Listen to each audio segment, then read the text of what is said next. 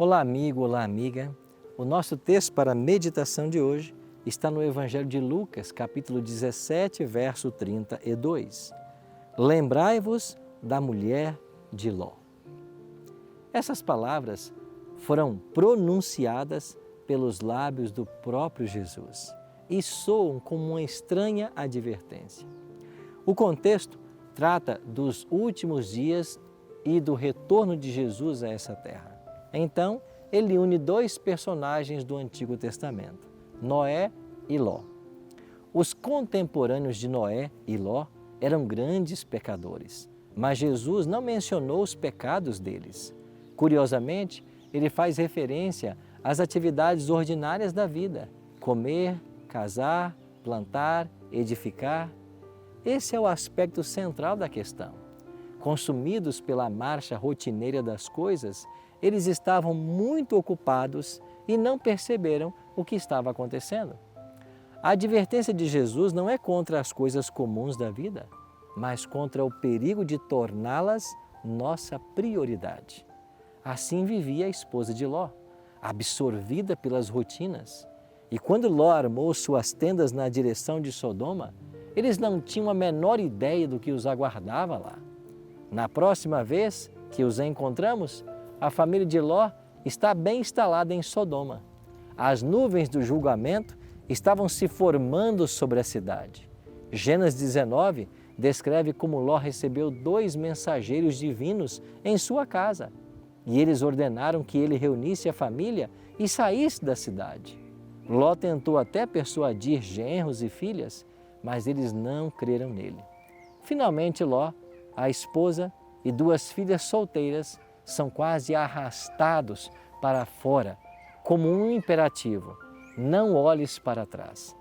As ordens divinas têm 2 características: elas são objetivas e são claras. Mas a esposa de Ló desconsiderou a advertência, olhou para trás e foi convertida numa estátua de sal. Lembrai-vos da mulher de Ló, disse Cristo. O pecado básico da esposa de Ló é o pecado da desobediência. Seu olhar não é mera curiosidade, mas o resultado de muitos anos de rebelião contra Deus. Olhar para trás é um sinal de uma mente dividida. A mulher de Ló chegou perto da salvação. Havia sido levada para fora da cidade, colocada no caminho do escape. Estava quase lá nos portões de Zoar, a cidade de refúgio. Bastava dar alguns passos mais. Porém, ela olhou para trás e pereceu com a cidade condenada. Esta é a tragédia do quase. Quase salvo, completamente perdido. Quase dentro, completamente fora.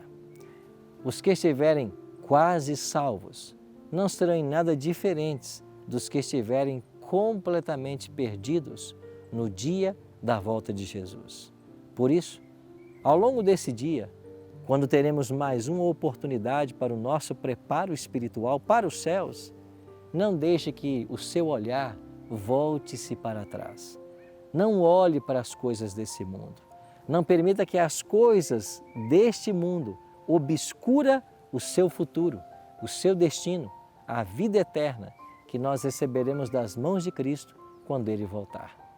Vamos orar por isso hoje?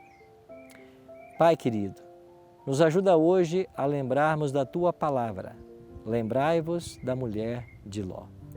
Que nós possamos entender que quase salvos é completamente perdidos. Por isso nos ajuda a não desviar o nosso olhar do céu e nem de Jesus, mas que olhando firmemente para Ele, possamos completar a nossa carreira. É a nossa oração, em nome de Cristo. Amém.